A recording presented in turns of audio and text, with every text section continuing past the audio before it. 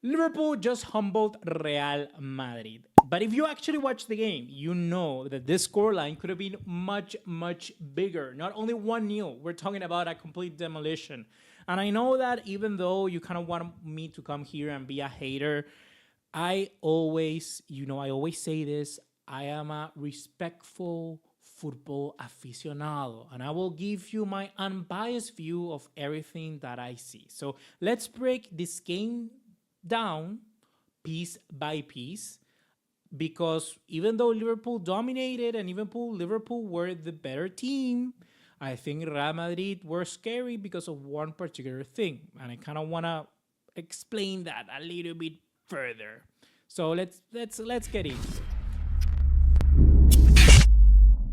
What's going on, guys? ¿Cómo están? BugaLuis here, and welcome back to another video here on the channel. And I kind of want to kill myself because I recorded almost like 10 minutes of this video and I didn't press the record button. If you're a YouTuber or have you ever recorded a video, you know what that feeling is like. Let me know in the comments down below if you have ever felt that.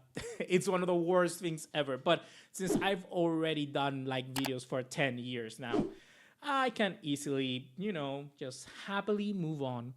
Regardless, someone who won't happily move on from this is going to be Vinícius Jr. because Vinícius Jr. got absolutely pocketed by Connor Bradley, someone who Vinícius Jr. probably doesn't even know.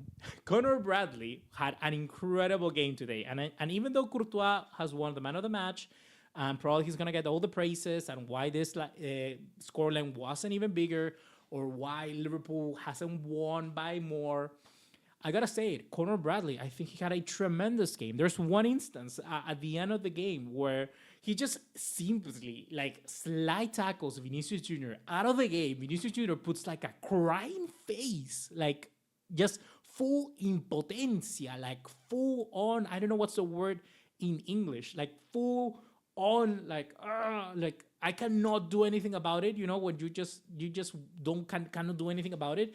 And Conor Bradley is just laughing his ass off to the crowd because he knows he's getting the best out of this Brazilian, and it's wonderful. It's absolutely wonderful. This is what football is all about, guys. That's what you have to remember.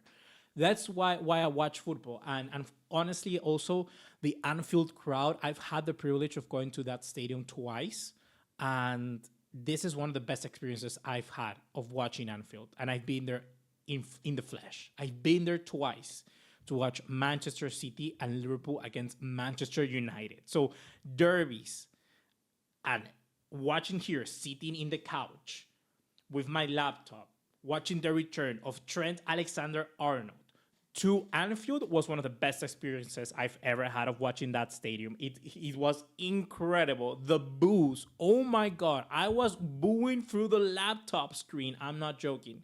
It was incredible. Incredible.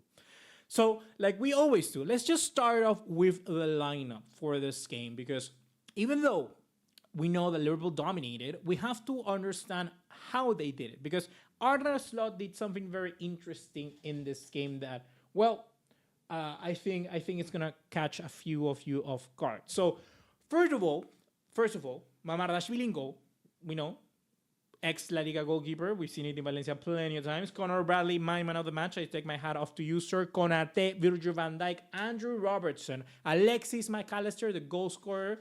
I don't think he has scored many goals with his head, and yet he comes here and scored another goal against Real Madrid. He scored this same fixture last year. What a guy, Alexis McAllister, one of the best underrated midfielders in the world. Alexis McAllister, the GOAT.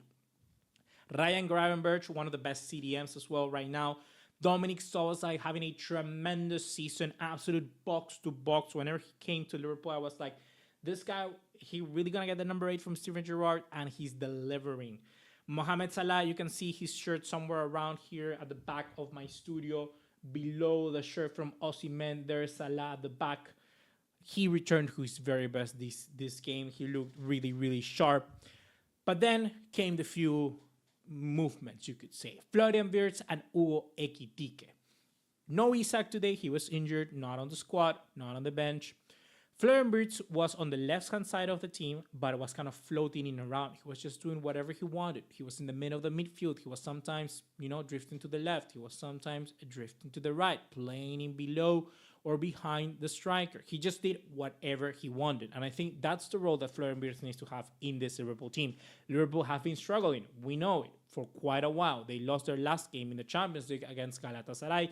They've lost against Man United. They've lost against Crystal Palace in the Carabao Cup. They've lost many, many games. And they never really found a space for Florian Wirtz. And I think that this kind of false nine, open, wide playmaker sort of role for him is perfect. I think he played really well today, and particularly with a striker like Hugo Ekitike that doesn't really like to stay central. I think Hugo Ekitike was really, really good to carry the ball and created lots of problems for Dinhausen and Eder Militao. Talking about those Real Madrid players, let's move onwards to their lineup. Thibaut Courtois, man of the match, given by SofaScore. I don't know who UEFA gave the man of the match to. Can somebody let me know in the comments? I do not know who they gave them to. I don't really care. I just hope it's Conor Bradley. But probably they gave it to Thibaut Courtois. Thibaut Courtois was the sole reason why why Real Madrid was kept in the game so far. They were really, really good. So many saves by Courtois. So many saves. That particular save from Courtois in the first half where he like lifts his foot up and saves those like cheap shot. It was incredible. Like, can we just say that Courtois possibly is in the conversation for one of the best goalkeepers in the history of the Champions League? Like, I mean, it seems that every time he faces Liverpool, that guy just turns up. I mean, plus he's so lanky, he's so big that he can just do any save that he wants, and he's probably gonna get to it. There was another one against Szoboszlai that with his right hand, boom, he just gets to it. You know, incredible stuff from Thibaut Courtois. And even though I may be a Barcelona fan, as you can clearly see from my scarf at the back, I just gotta give credit where it's due. Thibaut Courtois, amazing. The defense was Álvaro Carreras, who's slowly always still getting better into the team for Real Madrid. Dinhausen, who had a lot of problems, like I was mentioning. I'll talk more about him in a little bit. Eder Militao, Federico Valverde, right back. Aurelien Tchouameni, Vinícius Jr., Jude Bellingham, Arda Güler, Eduardo Camavinga, and Kylian Mbappé.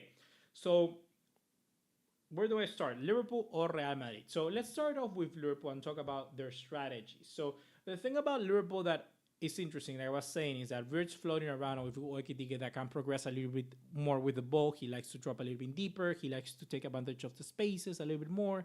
He's not that static. He's not that rigid. He's more flexible. That created lots of problems for Hausen and Eder Militao because both of them just constantly were closing down the player and they were lifting gaps in behind. And the talent of the midfield of Liverpool, I think, was just way better, way more different, more silky, smoother than whatever Real Madrid put out there. I mean, I know what Xabi Alonso is trying to do. This is the same 11 that they played against Barcelona in El Clásico. I mean, Eduardo Camavinga to sort of provide extra cover whenever Federico Valverde goes to the front line and allow Jude Bellingham and Arda Güler just to roam freely in the midfield. But it just cuts out the right flank completely for Real Madrid. They don't have anyone attacking through the right-hand side. They don't attack through that side at all. And I think that's very negative to their game. It's very asymmetrical. Like, it's if for instance today Conor Bradley was just so good, you just basically nullify Real Madrid's attack, and it's all down to mistakes where to see if Real Madrid can score a goal, you know, or personal or mistakes from the midfield or long balls. So I think all of those things are mistakes that Xabi Alonso needs to improve. But one thing that I do kind of want to mention, and I kind of want to give credit where it's due, and the scary thing that I mentioned at the start, is that there was one period of the game, two actually, one in the first and one in the second half, spells of 10 to 15 minutes in both halves, where Real Madrid just passed the ball around in Liverpool's half super good, like super silky, super smoothly, kind of like how Barcelona do. And I think this is the very first time that I can see a game like Real Madrid that is not down to, you know, individual players harnessing chances time and time again, like Mbappe or Vinícius Jr. They're properly trying these teams to try and create something. Like Real Madrid were playing collectively and they were occupying positions well. They were passing the ball fast. They were circulating. They were keeping the momentum of the game clicking. There were constant movements. They were just lacking someone who could make those runs. And And I mean, it should have been Mbappe or Jude Bellingham or someone else doing those. But I think if Xabi Alonso can improve, tweak some few things, I think they have maybe something that can click there. But I just kind of wanted to say that I think that Real Madrid is looking way more collective this summer around. I don't know how it's going to be suiting them because that's not normally how they play. But it's very different. It's very different. It's a different way, it's a different style of play, and Real Madrid are definitely changing. The changes to Real Madrid so far are I think working because this is their second loss in this entire season. So you could say that it's it's so far a pass. It's approving, it's approving the tests. So let's see how they continue. Let's see how they improve.